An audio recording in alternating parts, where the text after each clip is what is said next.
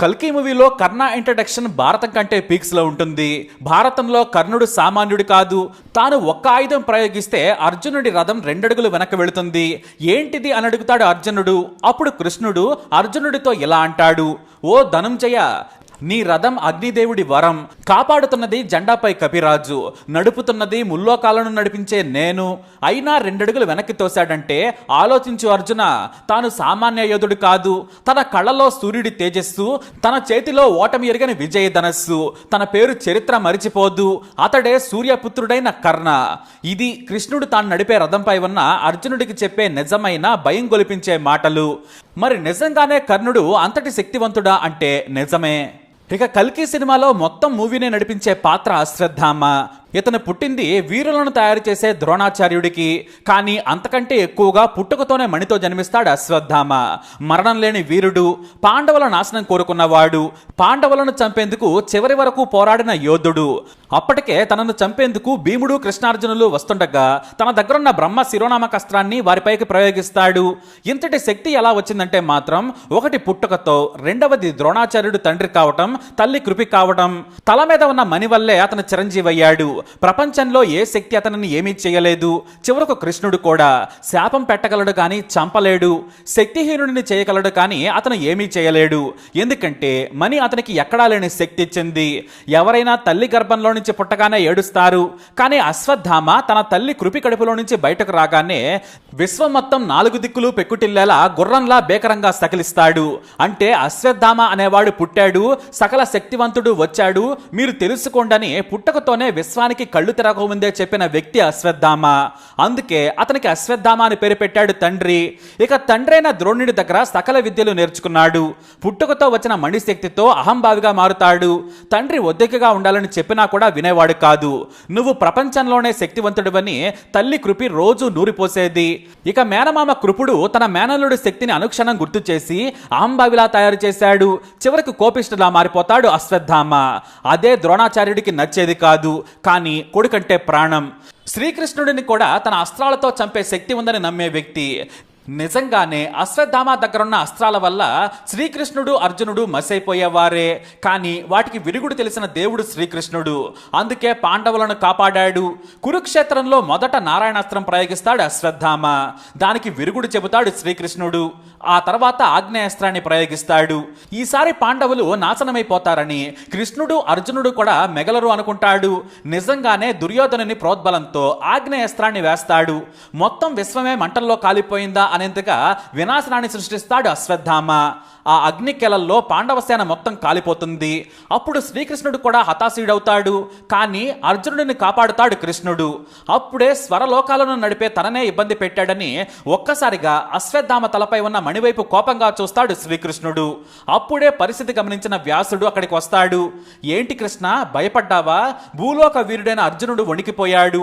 ఈ ముల్లోకాలను నడిపే నువ్వే అశ్వత్థామ శక్తి ఏంటా అనుకుంటున్నావా? మీకు అశ్వత్థామకు తేడా ఉంది. ఇది మీకు తెలియనిది కాదు. కానీ నేను గుర్తు చేస్తున్నాను. కారణం ఏంటో తెలపాలని వచ్చాను. మీరు రుద్ర ప్రతిమకు పూజ చేస్తారు. అశ్వత్థామ సహా కౌరవుల్లోని శక్తివంతులు రుద్రలింగానికి పూజ చేస్తారు. లింగం అనేది రూపం లేనిది. అంటే సర్వరూపుణ్ణి కొలుస్తున్నారు. మీరు ప్రతిమను కొలుస్తున్నారు కాబట్టి ఒకటే రూపం. వాళ్ళు రుద్రలింగాన్ని కొలవడం వల్లే అగ్ని కూడా ఏమీ చేయలేదు. ఆగ్నేయాస్త్రాలు అశ్వత్థామకు వచ్చాయి. శివుడి వల్ల ఆ శక్తి వచ్చిందని గుర్తు చేస్తాడు వ్యాసుడు. దీంతో అశ్వత్థామను చంపలేమని మొదటిసారి గుర్తిస్తాడు శ్రీకృష్ణుడు.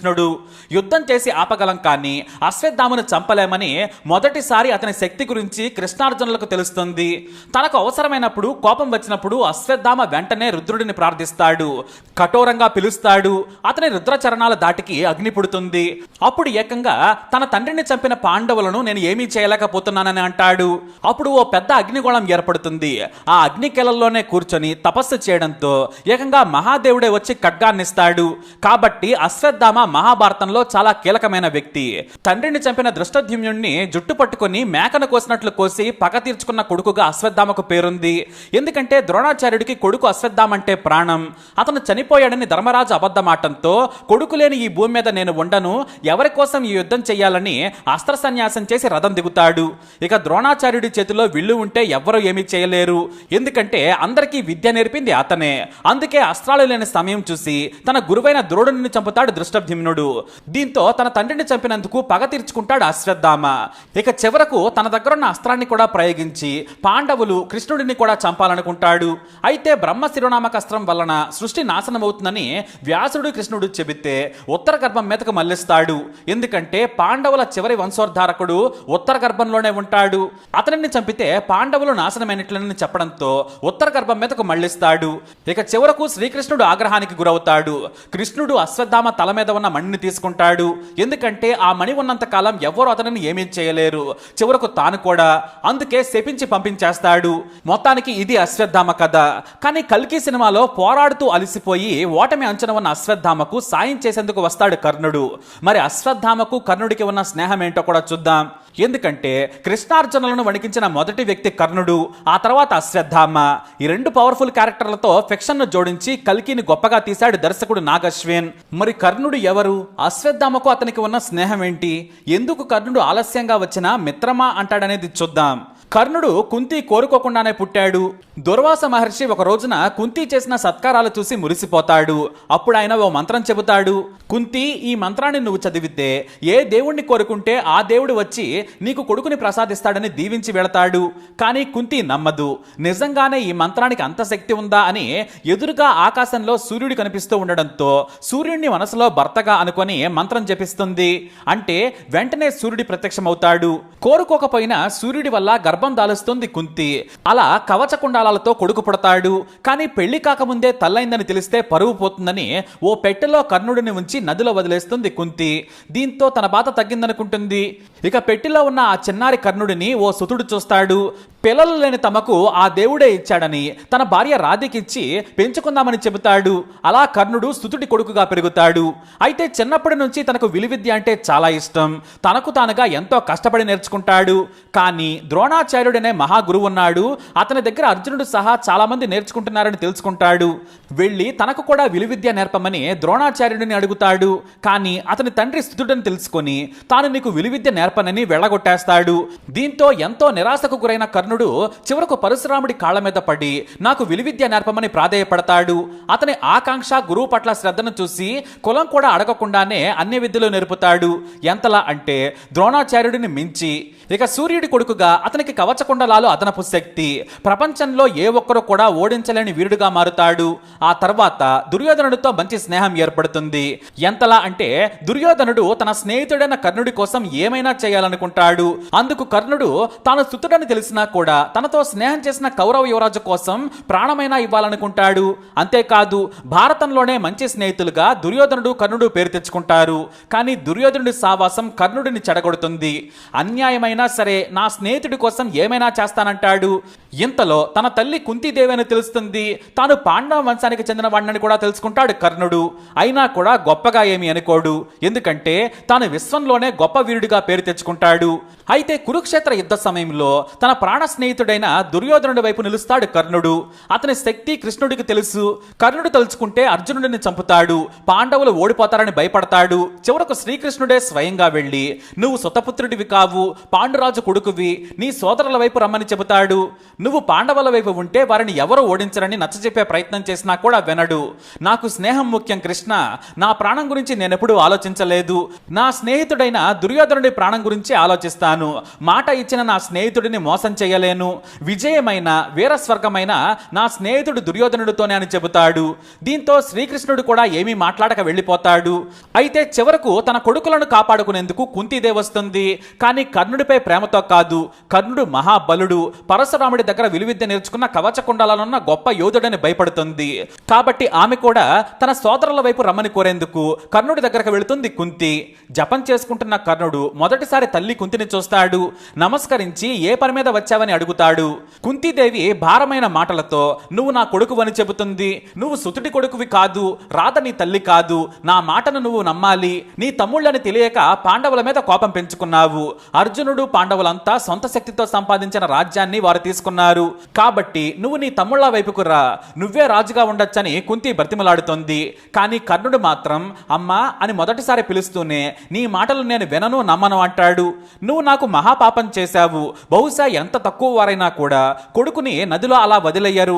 క్షత్రియుడినైన నేను సుదృఢిగా పెరిగాను, ఇన్నాళ్ళు నువ్వు నన్ను పట్టించుకోలేదు, ఇప్పుడు నీ కొడుకుల ప్రాణం కోసం వచ్చావు, ఇప్పుడు నేను పాండవుల వైపుకు వెళితే స్నేహానికి ద్రోహం చేసిన వాడినవుతాను, ఆడి మాట తప్పడం నాకు తెలియదు, నువ్వు ఇంత దూరం వచ్చావు కాబట్టి నేను నీకు మాటిస్తున్నాను, నేను నీ కొడుకులను చంపను, ఒక్క అర్జునుడిని మాత్రం నా చేతులతో చంపుతాను, అర్జునుడు యుద్ధంలో చనిపోయినా కూడా నీకు మిగిలేది 5 కొడుకులే, కాబట్టి అర్జునుడు నొక్కడనే చంపుతానంటాడు.